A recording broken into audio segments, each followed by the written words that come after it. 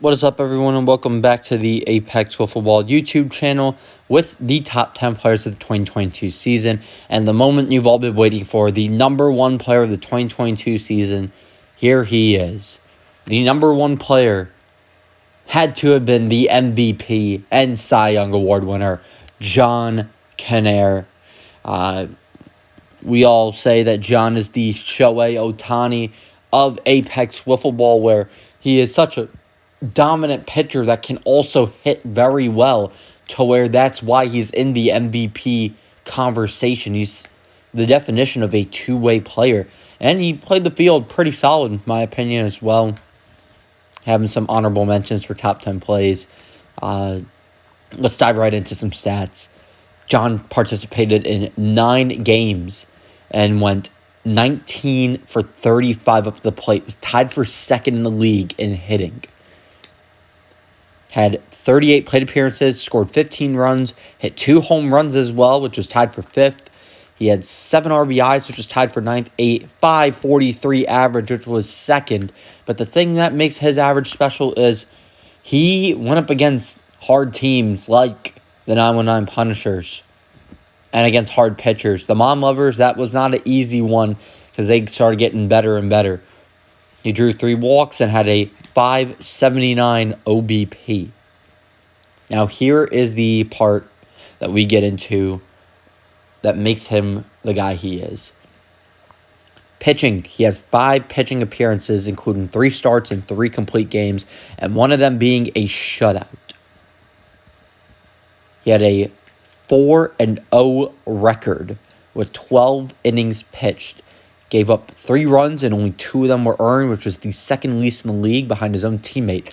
Had a 0.50 ERA, which was 3rd, and he had 36 strikeouts, which was 2nd in the league. Now, Anthony Parada, myself, who was number 2, also had 36 strikeouts. But the thing is, John had 36 strikeouts in 12 innings. I had 36 strikeouts in 19 and a third. And by the way, what made this even special was every time John took the mound, every out was a strikeout. So every out in those 12 innings was a John Canaire strikeout, which is something we've never seen before. Only reason why there were plays in the field for the gentleman to begin with were when we had number 2 pitchers on the mound. You gave up 5 hits, which was the second least, and 8 walks, which was the third least, and a 1.083 whip, which was the best whip in the league.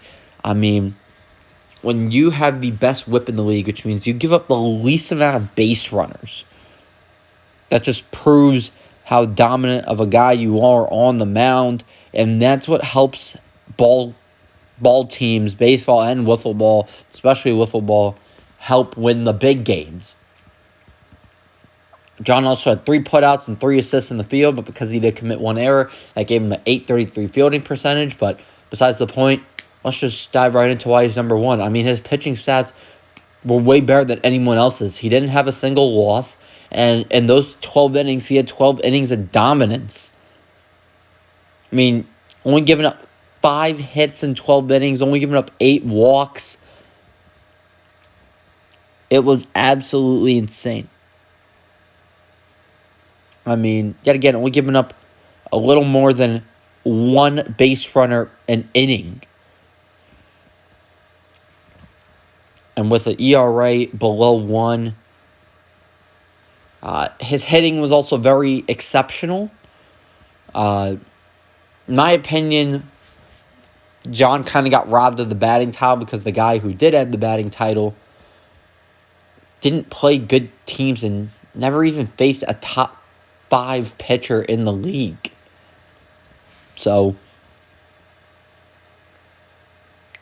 John Canaire, all out, the best player in Apex Wiffle Ball. Congrats to John for being number 1 in the year of 2022. I'm looking forward to 2023. We'll see who repeats on the list. We'll see who gets added to the list. Potentially, maybe people being dropped off the list. And we'll see. Will anyone be ranked any higher? Will anyone be ranked any lower? And John will be on a mission to have a repeat of number 1 and try to have a MVP three-peat and a Cy Young three-peat as well. So congrats to John on all of his accomplishments, and we're just looking forward to 2023.